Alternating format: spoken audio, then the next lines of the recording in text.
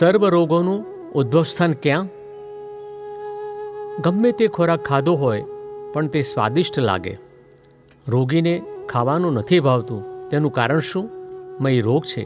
નહીં તો નિરોગીને ગમે તેવો ખોરાક સ્વાદિષ્ટ લાગે. દાદા ભગવાન. જ્ઞાની પુરુષ દાદા ભગવાન સમજાવે છે કે જ્યાં સુધી રોગ થવાના કારણો નહીં સમજાય ત્યાં સુધી રોગોના ચોક્કસ ઉપચાર નહીં થઈ શકે. એક સત્સંગી ભાઈ દાદાને પ્રશ્ન કરે છે કે દુનિયામાં હમણાં અબજો રૂપિયા ખર્ચીને એની શોધખોળ એટલે કે રોગોના ઉપચારની ચાલે છે તો કશું પરિણામ મળશે?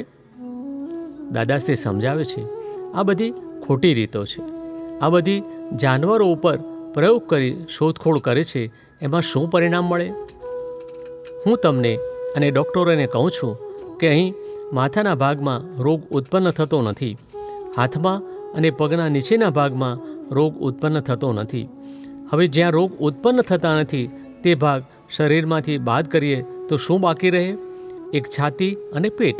હવે છાતી અને પેટમાં પણ અમુક જ રોગ થાય છે તો બાકી શું રહ્યું? બાકી રહી પીઠ, શરીરનો પાછળનો ભાગ. આથી જગતના રોગો બધા પીઠમાં થાય છે. એટલે રોગોનું આખું વિજ્ઞાન પગથી ઉપર અને માથાથી નીચેના વચલા ભાગમાં જ બધું છે. બીજું બધું તો પદગોલિક એટલે કે પરિણામ સ્વરૂપ છે. તેમાંય મુખ્ય કરીને છાતીના ભાગમાં ઓછા ને નીચેના ભાગમાં રોગોના મૂળ સ્થાન વધારે છે.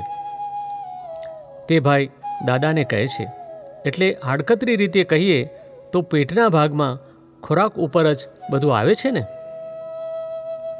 દાદાજી કહે છે હા, આહાર ઉપર આવે છે. આ તો શરૂઆત કરી કહેવાય. એ કોઈના આધીન નથી, એ પ્રકૃતિના આધીન છે. ખાવું પીવું એ બધું પ્રકૃતિના આધીન છે. તે માને કે મારે પાચન થાય એટલો જ ખોરાક લેવો છે, પણ તે ઓછો વધારે ખાઈ જાય અને પછી રોગ બધા ઊભા થાય અને પછી આ નીચેના ભાગમાં બધી નાડીઓ સીલબદ્ધ થઈ જાય. આખો બદ્ધકોષ્ઠ, પેટના ભાગમાં નસો બંધ થઈ જાય. બદ્ધકોષ્ઠ એટલે આખો કોઠો જે નિયંત્રણ કરનારી શક્તિ છે, જેમાં બધી નસો હોય છે તે બધી બંધ થઈ જાય છે, રૂંધાઈ જાય. આ બહુ સમજવા જેવું વિજ્ઞાન છે. આપણા શરીરના પાછળ નાડીનો મુખ્ય આધાર છે.